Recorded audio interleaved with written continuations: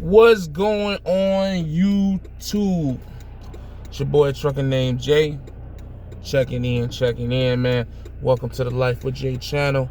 Glad that you are here on this beautiful morning or afternoon, whatever time I upload this video, who knows. But probably be this morning. Listen, man, we wanna make sure you like, share the video, and subscribe. Gotta say that stuff, whatever. Ain't nobody gonna do it, but it's still nice to say. And so I wanna talk about in this video. I wanna talk about why my lease failed. My first lease in 2017 with Swift Transportation, and I'm hoping that by me going into detail about that lease, that I can continue to assist or continue to guide or educate current lease drivers and people who are currently looking to get into a lease in 2022. So I'm hoping that I can use my past mistakes to help y'all. But before I do, I would like to take the time to say something. And I didn't want to make this a whole video, so I'm going to throw it on the front end of this video. So if you click this video, you're getting a treat right now. Listen, man, and it's so funny how things work, funny how lives work. I literally just made a video apologizing for my delivery on some things over the course of my past. The past, like I said up until like the past decade. However, what's not gonna happen from anybody in my life, or really out of my life, because but what's not gonna happen is I'm not gonna be held hostage for who I used to be by nobody. You understand? So if you have an issue or you feel some type of way, or your feelings are hurt from something that I did in the past, you gonna have to get over that shit. Because again, I know I done came on this app and apologized for a lot of different things, a lot of different times, and I have moved on. You understand? And that's where I'm gonna stay, moved on. I'm not gonna get lured back into a back and forth with nobody on this app. Damn sure not no truck driver. Because I don't even, no, I'm just not gonna do that. Okay? Number two, if you got time today and you just shitting, not doing nothing, just sitting around, go watch my last 10 videos. And you tell me if that's a guy who is concerned about the viewership of his channel. You go tell me if that's a guy who is concerned about how much money he's making from YouTube. You tell me if that's a guy concerned about becoming popular. Because I don't think it is. Because like I said before, after the beginning of last year and everything that happened in that time span between probably January to April on YouTube, I washed my hands with the whole YouTube trucker, trying to get a bunch of views, trying to make a bunch of money, blah, blah, blah.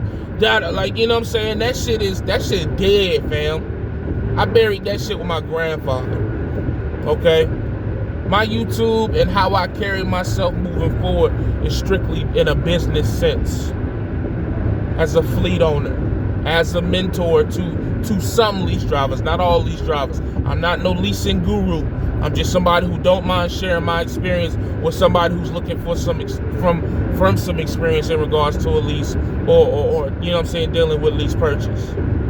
You know what I'm saying? I am a recruiter. I recruit for the company that my fleet is at. I don't hide that fact. That is what the business of my YouTube is moving forward. You understand? So anybody who is trying to convince you of anything else is either still living in the past or they're just misinformed and ain't watched the channel.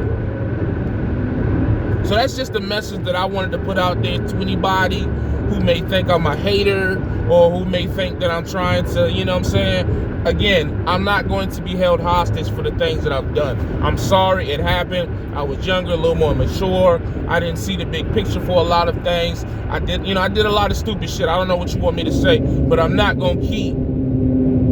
I'm past that. I'm over that. I didn't, you know what I mean? So if anybody else want to stay in the past or stay back, you know what I'm saying, to create drama, to create content, to get their views up, hey man, you do what you feel like you got to do for your YouTube channel. But I'm going to move forward and keep moving on the path that I'm on now because I like this path. It's profitable over here. It's positive over here. It's constructive over here. So I'm going to stay over here. My channel not getting over 1,000 views is probably the best thing that's happened to my channel since I started it. Honestly. Positive interactions. Networking. You know what I mean? And if we really want to, never mind, we ain't gonna go there. Because a lot of people, you know what I'm saying, like, my YouTube itself may not be generating money, but the money that's generated because of my YouTube is a different conversation. But we don't gotta go there because that's, again, being messy, so I don't want to do that. Back to the video. Why my first lease failed? Well, let's start off by, number one, when I got into that first lease with Swift Transportation, my mouth dry, I didn't have a plan, or I didn't have a solid plan. I had what I thought was a plan, and what a plan was like a bunch of stuff that I had thought up, what the hell, in my head, right? But I didn't write anything down. Let me tell you something, man. If you go on any type of business venture, but we speaking specifically to leasing for this particular video, if you are going to lease, have a plan, a solid plan, but write shit down. This book right here is my best friend. When I run out of paper, I'll get another one. I write everything in there: payroll, projections, you know, plans that just randomly hit my head. You know, when I started doing the contract, I started, you know what I'm saying? Everything for the most part. No, I didn't. The contract, I think I let wifey write it down. That's what I did. Shout out to the wife. But everything for the most part that I think of, or anything that's in regards to my business, write it down, man. You'd be surprised how much stuff you forget. And also, not writing it down really doesn't give it life. It just kind of just sitting there in this place of maybe I'll do it, maybe I won't. When you write it down and you visualize and you see it, then you can start to take the steps towards accomplishing it. Number two, what else? I ain't gonna like number it. When I got into that lease, I wasn't used to money. That was another reason why that lease failed. I was not used to money. You know, up until that point, I think the most I had made in a week, even in truck driving, was like $1,200, $1,300 before taxes. And when I got in that particular lease, and even when I first started that lease, I wasn't making any money. But when I started training, which is what a lot of people do with mega carrier leases to make money, when I started training, that's when the flow started, you know, $2,500, $3,000, which, you know, some will still say isn't no money. But to me at that time, I want to say I was 20, how old was I in 2017? 5 years ago, so I was 26. I was 26 years old, man, with no college degree, no college education. You know what I mean? High school level education. So that means that I didn't know about taxes. I didn't know about, you know, letting your money make money. I didn't know about inflation. I didn't know about none of that shit. And that's why I say to people, when I say a lot of what some would say is common sense things, you got to understand that everybody ain't on the same level of intellect. But everybody in this industry can do the same thing. So you have to dumb it down for some people. Whether that's right or wrong, hey man, whatever. I'm not here to judge. I'm just here to help. You know, but we can't choose how we want to help people sometimes. We just got to help them in the best way that we can. So I wasn't used to money. I wasn't organized. That goes back to writing stuff down. I was a procrastinator with a lot of things. I was still kind of new to trucking. You know, I think in 2017 I only had a year experience, which, you know, is what a lot of leasing situations require now. But, you know, sometimes that's not enough. We may think that's enough. It may be enough on the driving side, but on the business side, is 1 year really enough to know the business? I mean, hell, you got cats been in the business 10 years, still don't know the business or still figuring out the business. So 1 year, you know what I mean? So I think that had a lot to do with it. What's another reason why my first lease failed? Emotions. I wanted to be home. I didn't understand sacrifice. I didn't understand that, if I sacrifice for a little bit for this period of time, then later on life can be great. I didn't understand that. I just wanted to be home. You know what I mean? Listening to the wrong people. I ain't gonna say nobody in specific, but the clique of people or the group of people who believe in cash trucks and financing and yada yada yada. Listening to them instead of surrounding myself with like-minded people, who had found success in what I was trying to do. So it created a lot of uncertainty within my lease. You know what I'm saying? Like, overall, I think the biggest reason why I failed that lease was just I didn't want it bad enough. You know what I mean? And I think that, again, goes back to having a plan. When you have a super solid plan, excuse me. Man, that's cold. Leaving water bottles in the car. It's cold. It's crazy.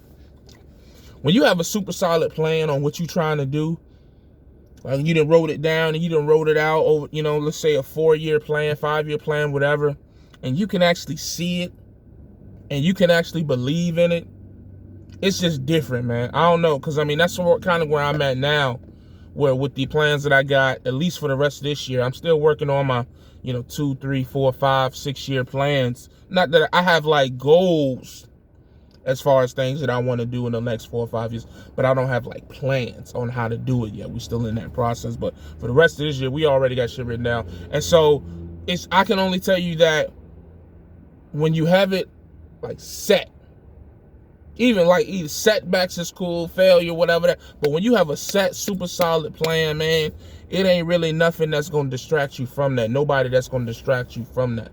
You don't care about what such and such said on YouTube. You don't care about what such and such said at the truck stop. You don't care about what your family's saying, because you're going to have, depending on your situation. I've had plenty of people who reached out to me and said, man, I really want to lease a truck, or I really want to jump out there, but, I got family, this, that, and the third. Everybody, some people, because a lot of time with leases, you staying out for like 2-3 weeks at a time.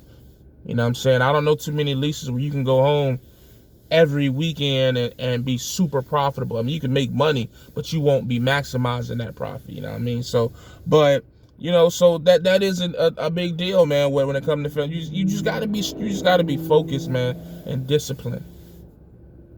I failed my first lease because I was lazy, I was unorganized, I was emotional.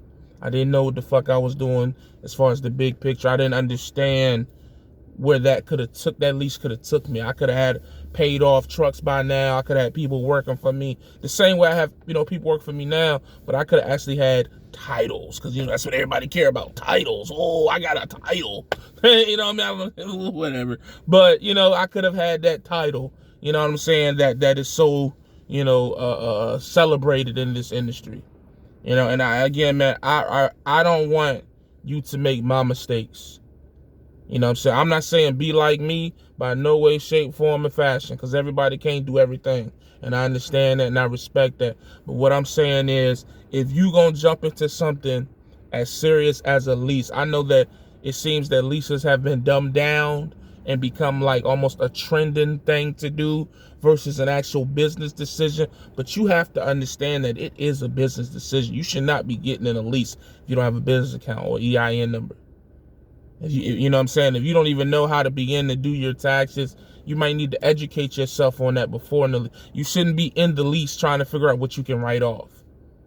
And I ain't even gonna lie, I'm gonna raise my hand. I'm still there. I'm still figuring out different things that I can write off, but I should have known that before I jumped into this. It's a lot of things that I should have known before I became a lease operator. It's a lot of things I should have known before I became a fleet owner. And sometimes, you got to jump out there, but to jump in there and not know nothing. It's one thing to just learn some things, because you are going to learn some things, but not knowing nothing, like I'm talking about, is people out here in a truck, lease trucks, that don't know nothing when it comes to business. They got trucking down pat. They can back that bitch blind side off the street in a rainstorm.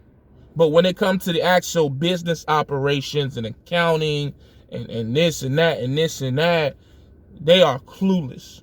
You know what I mean? And that can cost you a lot of money, which can ultimately end up leading to your business failing. Not just your lease failing, but your actual business.